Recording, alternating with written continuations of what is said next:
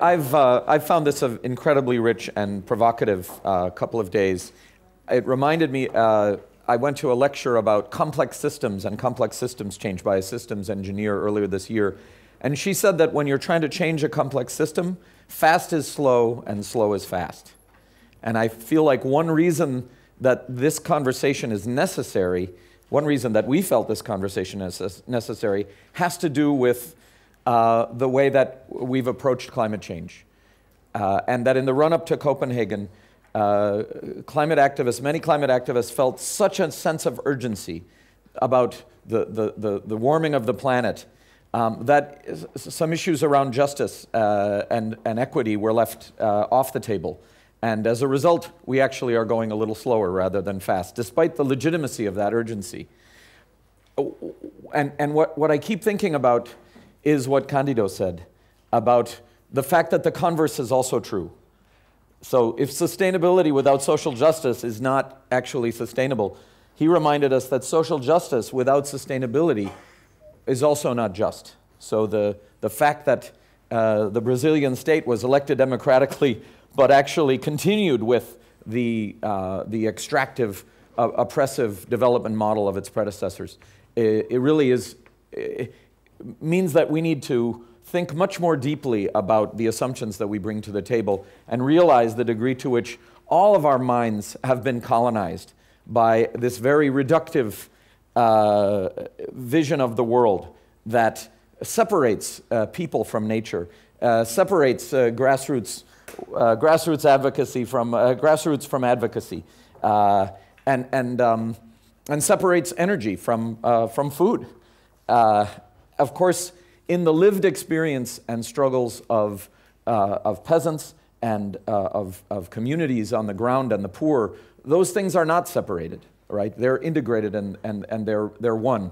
And I think certainly the important takeaway for me and for all of us, I hope, has to do with that fact of trying to develop strategies that begin with that holism and connectedness, rather than beginning with separation and saying, well, how can we find links?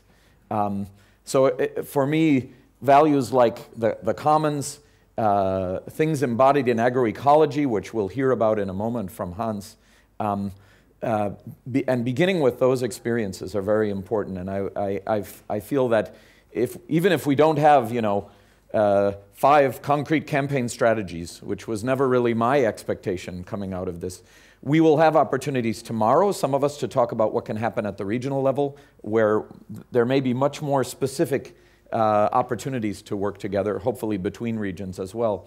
And we also have had repeated calls that I think we need to pay close attention to for new kinds of platforms for sharing innovation and alternatives, and also new rules of the game for the global people's movement.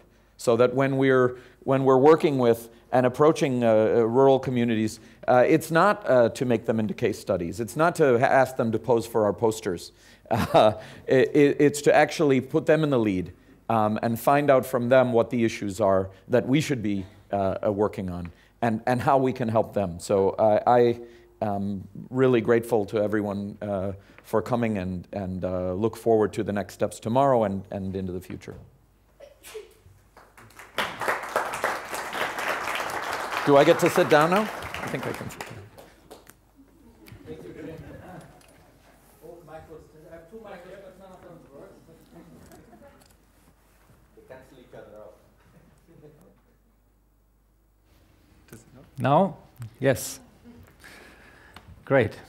And I want to focus just on this one point which emerged as the central point of the conference in my eyes, how to get a better connection between the basic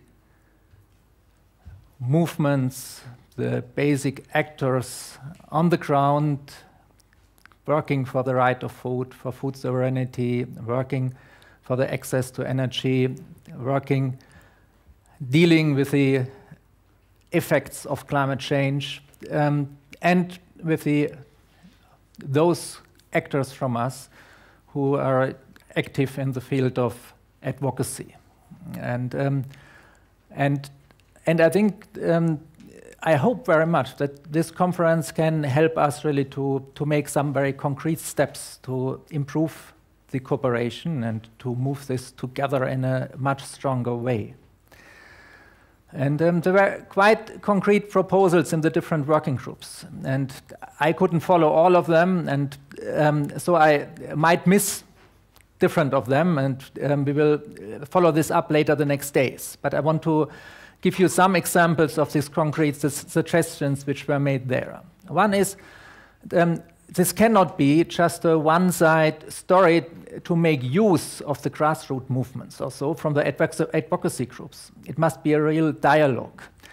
One starting point for such a real dialogue is also to clarify the language. Quite often it's not understandable, the language on the advocacy level for the grassroots level. It's not clear what is language coming from the World Bank and sounds nice, and what is really sound and should be supported, could be supported, and to have a two-pager in the field, let's say agriculture and climate, to clarify different languages, to have a basis for this, could be one very small step. But that's just a technical issue. Much further goes the next step to say, okay, how do we address the lack of criticism within the advocacy organizations? So that the lack of self-criticism within the advocacy NGOs. The first point is it's interesting to see that many of those advocacy organizations ask themselves this question, and we have heard this from different of those groups here. So this was very promising in my eyes, and it was also a question within Germanwatch, one of the reasons to organize this conference. Another point is then to think what could be a strategy to get this in a deeper way going. And one way which was suggested to align this combination with the grassroots level with the self-interest of these groups. What does this mean? And we had some nice examples discussed here. In the black carbon debate in climate change. It's a nice debate, very important, especially regarding the Arctic, one of the looming tipping points.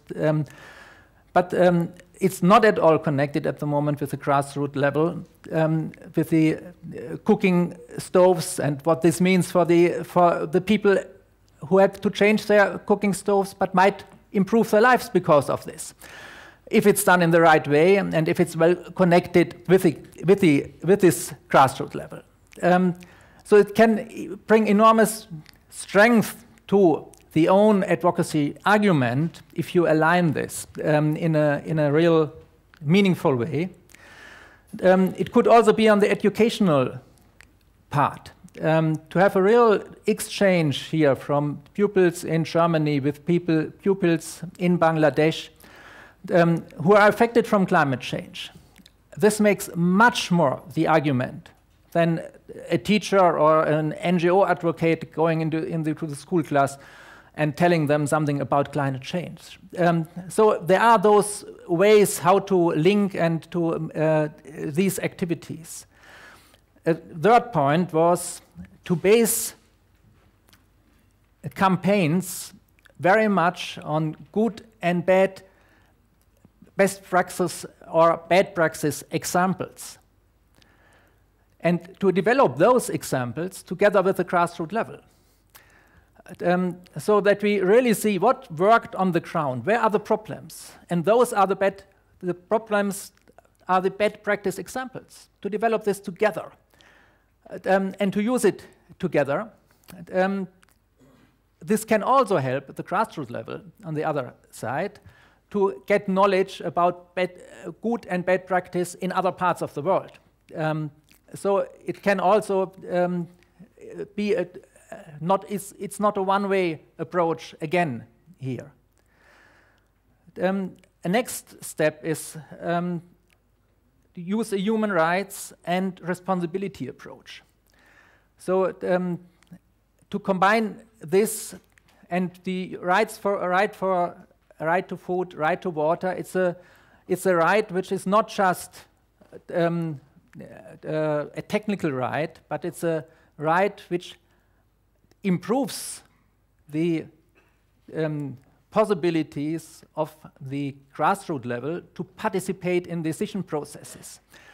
That is one of the interesting things with this human right. And so using this on the advocacy level on the one hand side and using it to empower the basic level at the same time, the grassroots level, is a very interesting way of combining those from two sides to use these instruments at the same time.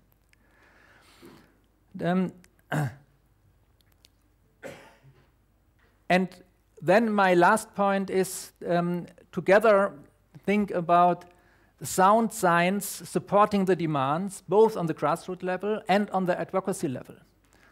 And that is then the point where I want to give the word then to Hans Herren, because I think this is the ISTAT was one very excellent example where this has happened and has given many arguments to the grassroots level and to the advocacy level, was developed in a stakeholder-based way and is now hopefully translated into reality in some countries. And we would like to get to know more about this and how you think that those two levels could be incorporated in this, Hans. Thank you.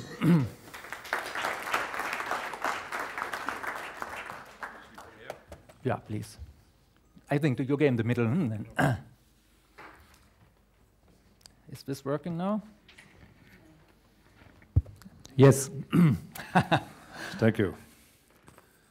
Good afternoon.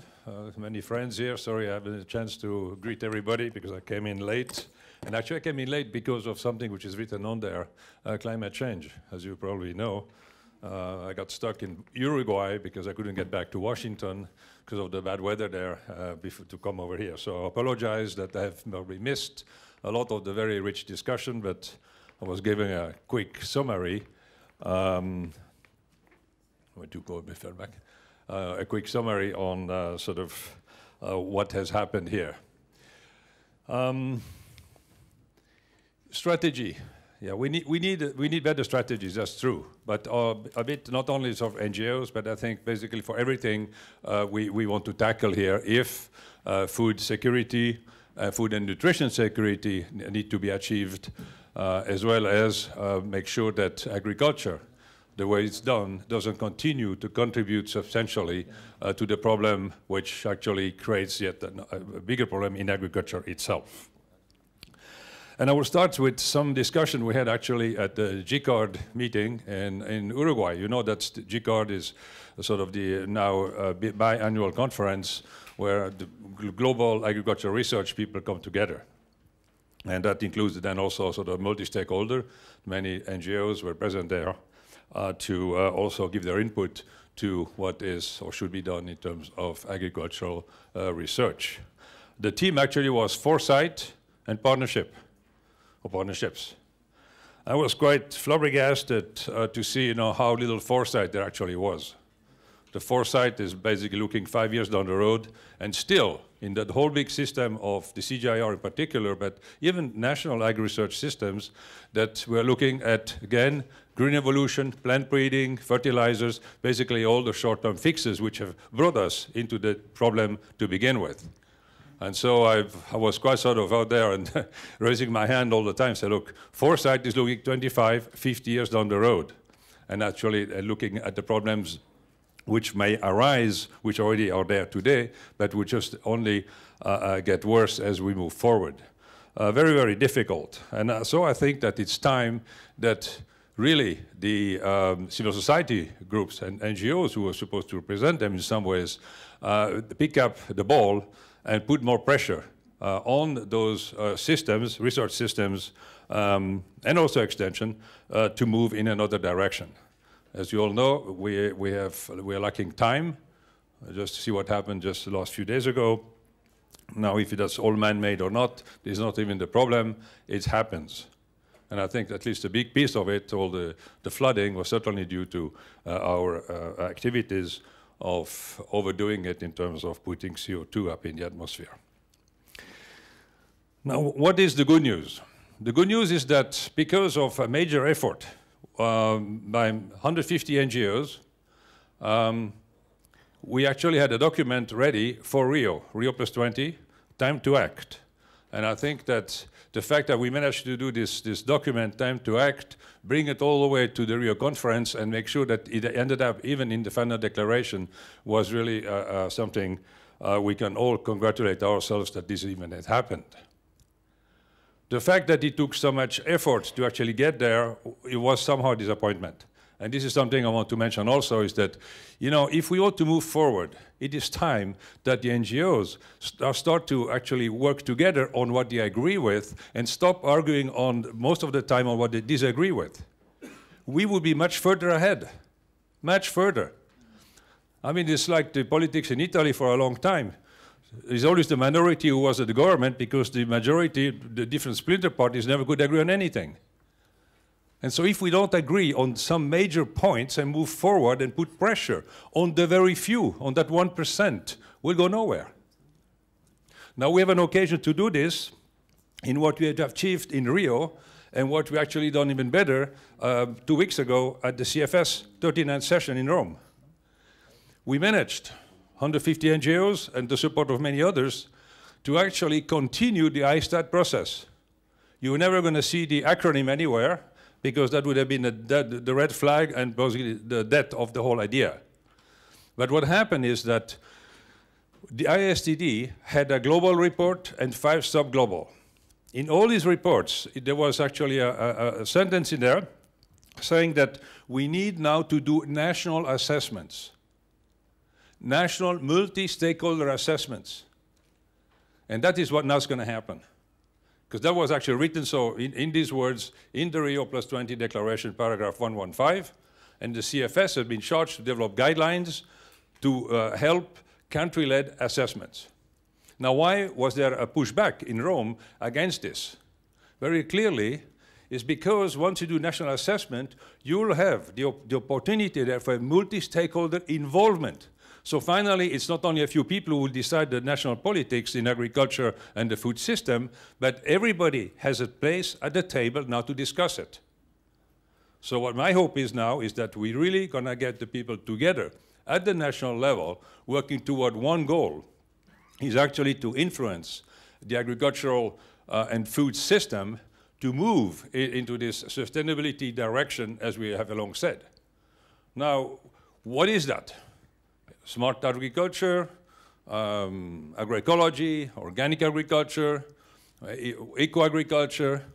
And I think I heard here the discussion, I think we have to agree on some terms. We have to agree on, okay, what are we going to actually stand for to make the difference we want? And I think it's time also that we rally behind one big idea. And I think, at least in my perspective and experience, agroecology sort of sums up a lot of what we want. Probably the best. We can then list what comes underneath if we want to. That's fine. But not so many points in there so that then half the people again quit because they don't like it. You see? And I think so we have to agree on a term, and then we're going to push it. And later on, we can always modify and improve it. But first of all, we have to the door is open, the crack is open with the door. Now we have to get in. And then we can start actually to sort out some of the details which we need to sort out later on. So the next step basically are that the CFS will develop guidelines to do these national assessments. Many things can go wrong, but again, that's why we have to be there. And lucky, the CFS is actually a very useful multi-stakeholder, again, arrangement where the civil society groups, NGOs, are well represented. Very well represented. And I think that's actually why we got this through, that the CFS, although it was not on the official agenda, discussed the outcome of Rio +20 in terms of what is expected from this organization in the next year. And we want to make sure that this is done this time around and not at the next session, because if not, by then people will have forgotten it. And as we all know, there's some urgency to get this done. So what's happening in the meantime? In the meantime, we, Millennium Institute, Biovision Foundation, with a number of NGOs on the ground, will actually start to test this on the ground in 3 countries, hopefully even more, so that we can then feed information, and the countries where this is being done will feed information into the CFS process, so that next year at the 40th session of the CFS, there will already be some experience from the field we discussed practically at the CFS. And again, so a lot of, I hope that we will have many organizations supporting this at the national level, and the countries will be Senegal, Kenya, and Ethiopia. It is because of the donor who funds this, they wanted to be in Africa, but we will hope that we can start similar national assessments, sort of pilots, both in Latin America and Asia, and perhaps the Pacific.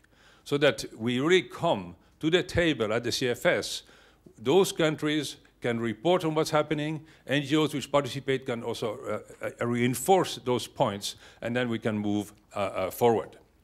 So I think that we have really something to go for here, and basically we rescued the IFCD, who was basically doomed to die because of the main countries, US, Australia, and Canada, who really didn't want it. And I did learn something else in a discussion, which maybe some of you knew, but I didn't, that the US agreed on this whole process way back in 2004, only if it was a one-shot operation. I don't know if somebody heard this before, but I was told this by some insiders. And anyway, so I think this is even a stronger point we have now, that we can actually continue this at the national level. The idea then would be that when we have these national assessments, we're trying to pull them back together into regional and maybe even global, so that we go full circle. Because what we did last time was sort of a bit of a top-down thing, although there was multi-stakeholder, where people involved for different levels, but it was not really done sort of from really the ground up. And I expect that in this national assessment, there will be a whole lot more representation somehow, or so in numbers of people talking from the bases rather than a few people from governments and maybe larger organizations. So I think we have something interesting to go for here, and for everybody to be much more involved as we move forward. We will try to make sure that the information flows as fast as possible to the people who are supporting this process so far. And we have a huge database already for the people who participated in the original ISDD, as well as who participated in this Time to Act document. And again, we hope then to get a proper feedback. What has been discussed here will be studied also by our group, Biovision, Millennium, and our partners, which are many. And make sure that we can also sort of use and bring onto board some of this interesting discussion which have been held here. So that's about what I have to bring up now. Thank you.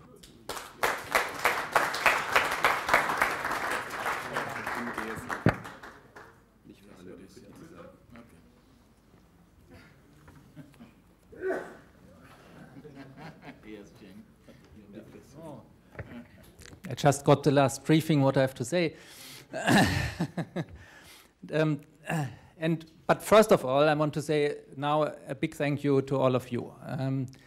You made this as a conference, I think, where we bridged some of the rivers in front of us, where we thought about some stones which help us to bridge the much bigger rivers which are in front of us. And we think that some trust was built also between different communities, between different social groups and basic groups, and on the advocacy side, that there was a mood of listening to each other and not blaming each other. And I really want to applaud all of you because this was the biggest success of this conference. And now we are in a situation where we have to think what to do with these results of today.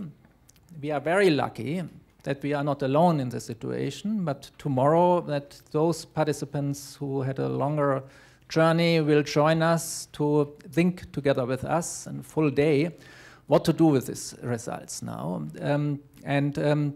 So we are well prepared now all together to have this day, and then we will come back to you and to present our takeaways for the moment. We want to ask all of you to bring back your feedback and to inform us what you think, in addition, what could be done, what should be done, ideas, what could be the best follow-up. We are more than welcome, you are more than welcome to give this feedback. Of course, not all of this has to run through us. It's also more than welcome that you have this feedback between groups which met here. And it's not necessarily that we have to be involved in this. That is not at all a point now to place Germanwatch in the center of this exchange. We can't even play this role in the longer term. So thank you very much. And some formal points before I say goodbye to those who have to leave today. One thing is there is dinner today in the Gustav Stresemann Institute, where we had also breakfast. It's between 6 and 8. And there are tickets. Stefan, where do they get them? In front of the conference room here.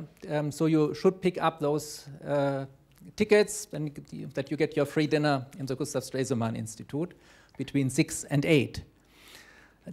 For those of you who are still here tomorrow with us, we start then at 8:45 after breakfast in the Gustav Stresemann Institute. Not here, but this time in the Gustav Stresemann Institute. That's why it's earlier than today. We don't have to walk in between.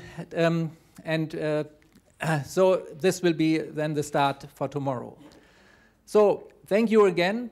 It was